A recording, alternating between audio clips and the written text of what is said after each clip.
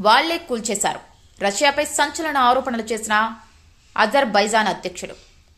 కజకిస్తాన్లో తమ దేశ విమానం కూలిపోయిన ఘటన వెనుక రష్యా హస్తం ఉందని అజర్బైజాన్ అధ్యక్షుడు ఇల్హాం అలియేవ్ తీవ్ర ఆరోపణలు చేశారు. భూతల కాల్పుల వల్లే మా విమానం దెబ్బతింది అంటూ ఈ ఘటనలో రష్యాను దోషిగా పేర్కొన్నారు.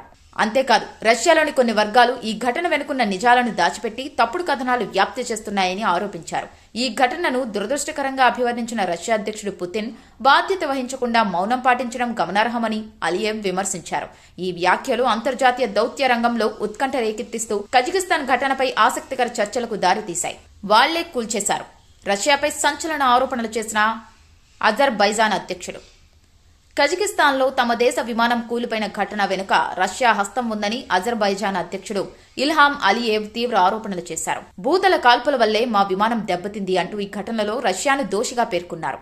అంతేకాదు, రష్యాలోని కొన్ని వర్గాలు ఈ ఘటన వెనుకున్న నిజాలను దాచిపెట్టి తప్పుడు కథనాలు వ్యాప్తి చేస్తున్నాయని ఆరోపించారు. ఈ ఘటనను దురదృష్టకరంగా అభివర్ణించిన రష్యా అధ్యక్షుడు పుతిన్ బాధ్యత వహించకుండా మౌనం పాటించడం గమనార్హమని అలియేవ్ విమర్శించారు.